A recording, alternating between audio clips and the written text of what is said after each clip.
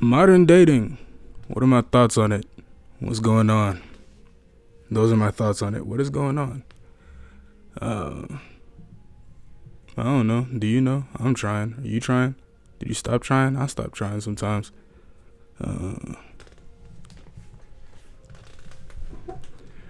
Dude, okay. Check box number 1, dating apps. Dating apps are kind of boring outside of the toxic shit that happens due to them. I'm not even gonna lie. I'm too busy scrolling down YouTube feeds and Instagram feeds to then go to the app and look at pictures over and over again to sometimes get a response and then a dry conversation, when I could have picked up a dry conversation from somebody that I met on the BART or on the bus or something. You know what I mean? Or like it just cuts out the entire entertainment of the entrance to the conversation, if that makes any sense. The reason I find dating apps so damn boring is because all you have to do is download the app and give them your phone number and then send in some pictures and then come up with a bio and then just tap. You just tap the screen. You just tap the screen and wait for something exciting to happen. And then something exciting happens. Oh my God, I got a notification. Somebody matched with me. And then that motherfucker kind of hurt. Like, no offense, but that motherfucker kind of chopped. So then you delete it and then your whole shit is dry again. Now, do I have some stories from dating apps? Yes, I do. There was one time I found this girl on Bumble and we got to talking. She was pretty cute on the app. And then we linked up. She didn't catfish me, but she catfished me in a whole different type of way. And this is why. We linked up at an Airbnb like an hour away from me. I thought I was going to get some nookie. You know, sometimes you're on the dating app for wholesome things. And then in between the wholesome things, you're like, I may as well have a little fun. I thought this was going to be fun. I thought this was going to be very fun.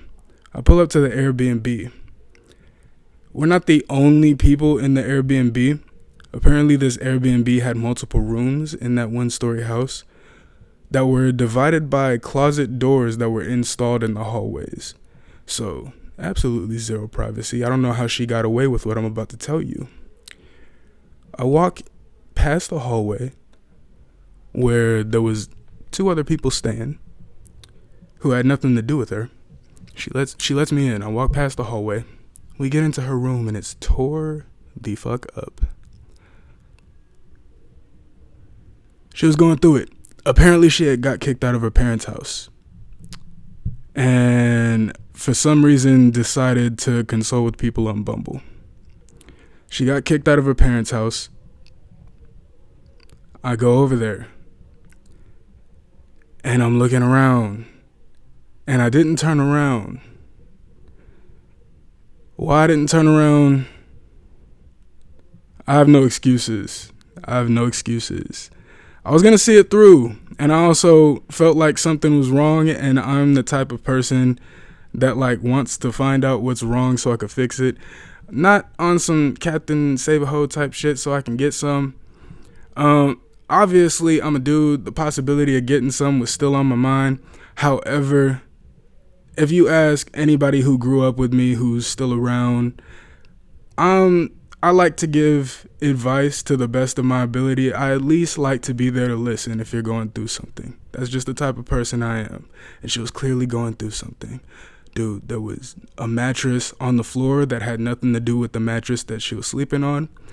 There was a bed frame broken. There was glass everywhere. There was open pizza boxes with seasonings thrown around. There were open bags and her clothes were all up in the glass. And there was open shit in the fridge because she had the room with the kitchen. I felt like this would have been a very nice Airbnb to share with strangers if none of this ever happened. So I'm like, yo, do you want to go for a drive and maybe talk about what happened? Because I pulled up and I asked her, yo, what's going on in here? What happened? Looks like a tornado flew around in here, like a potato flew around in here. I'm trying to throw jokes out, make her laugh. She's not having it. She's not laughing. She said she got kicked out. And I said, well, how old are you? I had to make sure because I could have got age fished. She was 20. She was 21. I think she was 21. Yeah. So I was like, okay, good. Do you want to go somewhere? We can just go for a drive and you can, vent. I'll be here to listen. And if you need it, I'll give you advice. I'm pretty sure she wasn't going to listen to any of it. But if you need it, I'll give you advice. And she was like, sure. We went on a drive, and then she just started asking a bunch of questions about me, probably mostly to distract herself from her own situation. And I'm just answering her questions to make conversation. I made her laugh maybe a couple times. So I was like, okay, I'll keep the conversation going to where it's at. Maybe she doesn't want to talk about it, and I am a stranger. So we chop it up. I find a good place to sit and watch a view. And then I find another good place to sit and watch a view. And then just let her vent it out. We go to the edge of the beach. And for a while, we're just sitting there in silence. And I'm like, hey, do you want to walk the beach? Do you want to? She was like, nah, it's pretty cold out. And I was like, all right, it's cool. I kind of want to walk the beach, though. But I'm not going to leave you alone in here in my car. I think I actually said that. I don't remember. I'm out of pocket. I'm out of pocket. But, yeah, we're strangers, and she had a toe-up Airbnb. If she's going to do that to something, no. Hell no. Anyway, we sit in the car, and we're still talking. We're listening to music. I like your playlist, this, and that. And I'm really trying to get to the bottom of why we're having such a normal conversation and we're going to go back to this Airbnb that's seen a disaster. But I also recognize that it's none of my business. We end up kissing and then going back to the Airbnb. We go back and we sleep. It's pretty late. I'm not driving the whole rest of the way back to my crib after dropping her off. And we sleep. I'm sleeping on pizza boxes and chili peppers. And she's still wearing her coat. We didn't do nothing. She's still wearing her coat while she's sleeping. And she asked me to hold her, so I did. And we just cuddled to sleep. And then I got really hot because I sleep with a fan. So I was like, I can't keep holding you. So I turned over. And then we slept. And then the next morning, I wake up to her trying to herself. She grabbed one of the glass shards from the mirror that she broke. And she was holding it up to her wrist. And she was crying. And then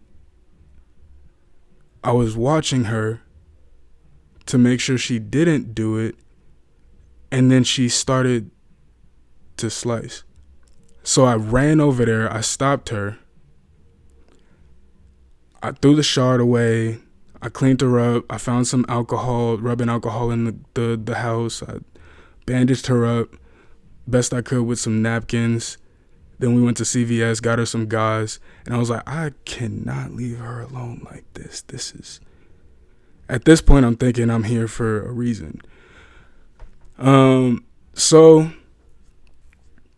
I help her clean up this Airbnb. It's her last night here. I help her clean up this Airbnb, get her stuff, put it in my car so I could take her somewhere. She said she had another one booked.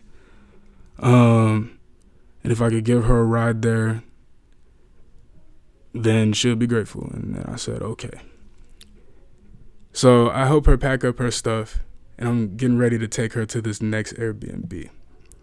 She said she had to go to work first. I don't know what work is, but I ended up dropping her off at some building for like 4 6 hours or some shit like that. While I just explored the city, I was taking pictures, I was shooting video. You see my TikTok raps. I was writing some stuff. I was figuring out some spots to record some of those TikTok verses and shit like that. I was just exploring the city. I got a burger, I got some ice cream, talked to some strangers, shit like that. And then I went to go pick her back up. And then I did.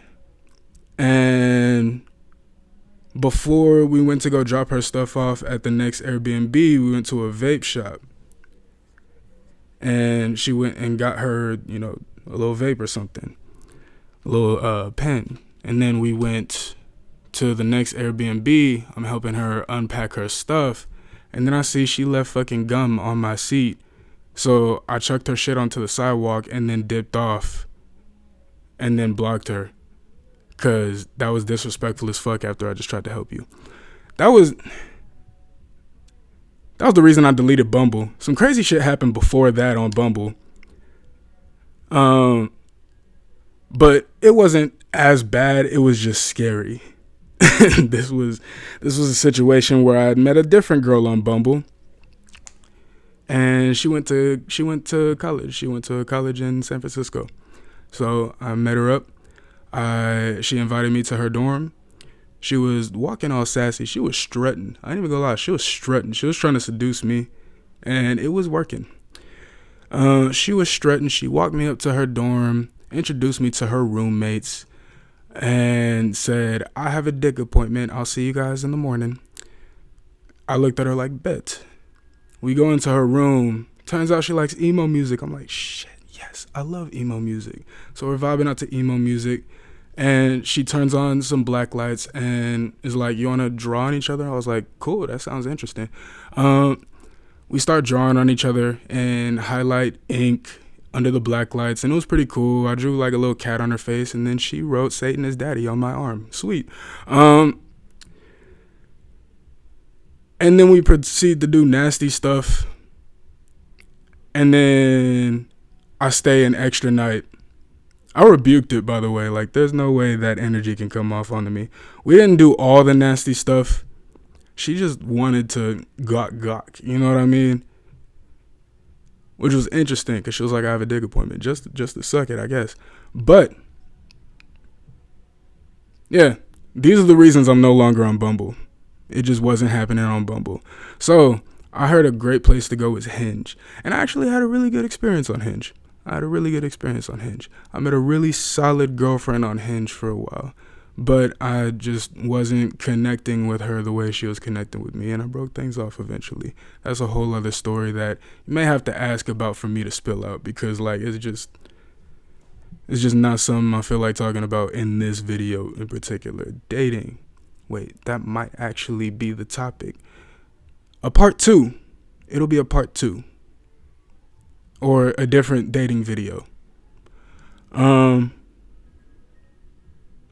I ran into some crazy stuff mainly on Bumble, so I'm no longer on dating apps. I did recently download Hinge, but I'm really not using it. I downloaded it, updated my profile, and it's just sitting there, and I got ready to delete it after I got my first match, and I'm probably finna delete it after I finish making this video now that I'm thinking about it, because I keep forgetting it's there.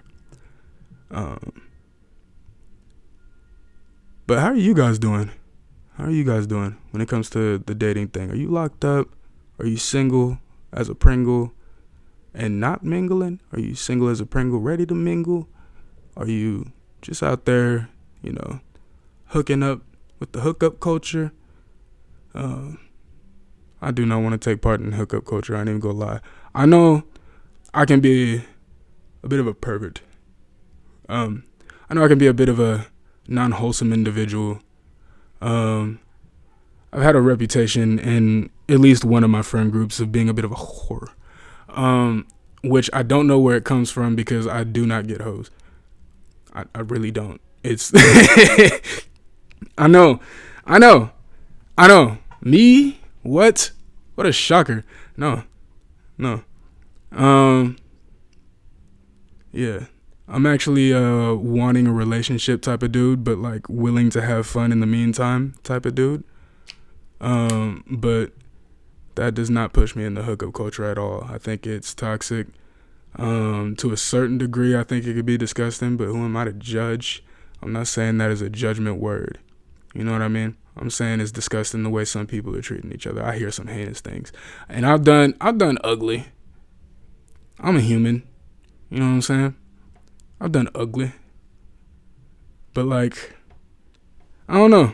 I see a lot of videos on my feed that blow up. A lot of videos on TikTok, which is also another one of my feeds that blow up, about just how horrible people are being to each other. And to a certain degree, if I'm playing devil's advocate, I get it. I get it. You know? Because, like,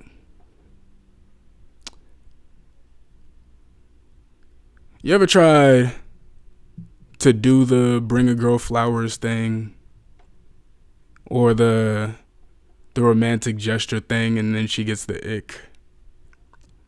But then you leave her on red for 3 days and then she double texts you. Yeah. Or for the girls' side, what's something that y'all do? You ever tried to cook, clean for a guy, be ladylike, and then he cheats on you? Yeah. You know what I mean? Like, it's trial and error for real. We're just out here sucking and fucking and sucking. When everybody just wants to be hugged. Do you want to be hugged? I want to be hugged. I want to be hugged and cuddled while my hair is played with. You know what I mean? Until I fall asleep and then I go do what everybody does in a capitalistic society, which is struggle for the next meal and then come back to just a warm embrace like none of that day happened. You know what I mean? I think that's what we all want. Well, it's not what we all want. It's what we all want when that's what we're dealing with. Because, like, obviously we want the financial freedom. And it's layers. It's layers. Semantics. But I heard something today. Where somebody was like, I don't remember her name, but I was watching her video where she was reading fucked up dating situations. This made me want to talk about this. I was watching her video and then she said something. What did she say? What did she say? She says, if you're entering a relationship because you just want to feel loved by somebody else, then just be single. And then that made me ask myself, what else are you entering a relationship to do? Because honestly, if I'm being honestly honest about honesty, if I'm entering a relationship for other reasons that don't involve that, then I have no business being in a relationship. That's what she said. You have no business being in a relationship. She was like, if you're entering a relationship because you want to be loved by somebody else, you have no business being in a relationship. That's how she said it. And then I was like, that's cap. Because you should want to feel loved by your partner. That's the exchange. Self-love, I get it if it's a point to make about self-love. And I might just be, contesting her point off of semantics. And I apologize if I'm doing that. But I feel like what she said was kind of irrelevant to what self-love is. Self-love, you love yourself, you love your flaws, and you love those flaws enough to fix the ones that are able to be fixed. You know what I mean? That could even be taken out of context. Hello. Anyway, I say that as I'm holding this in my hand, by the way. Like I said, I'm human. Anyway, when you're entering a relationship and the wanting to be loved by your partner isn't at least a huge fraction of that, I feel like you're entering a relationship for the wrong things. You're just willing to use somebody at that point. Because what are the other reasons? Sexual chemistry. Okay, that sounds fancy, but it's just fucking. Monetary. What's it called? Providing. Okay, that sounds fancy, but that's just babysitting with extra steps. Protection. Okay, that sounds fancy, but why not hire a bodyguard? You know what I mean? Like, those are all encompassing if they're said the right way and done for the right reasons, though. You're supposed to be there to protect. Or at least, yeah, you're supposed to be there to protect. You're supposed to be there to provide. And you're supposed to be there to love the other person. If they're not feeling that from you, then you're not loving them right. So to say that you have no business being in a relationship if you just want love from another person, I feel like that's a lonely thought. Because I would love for somebody to love me. You know what I mean? I'd love for somebody to hear my bullshit, my flaws, and be like, well, that's okay. And then to like, not even, you don't have to glaze me and praise me for the accomplishments and the good shit, but to have admiration for it. To be like, wow, I'm proud of this person for doing what they do, for going. You know what I mean? I see you going. I see you doing. That's tight. I like that about you. You know what I mean? And to want that from somebody else, I don't think that's a bad thing. That shouldn't mean you have no business being in a relationship. Now, if you can't do that to yourself and you think it should all come from another person, that's when you have no business being in a relationship. Because that just means you thrive off of external validation. Like, you absolutely need it to feel like a human being, and that's just a drug. Yeah. Modern dating.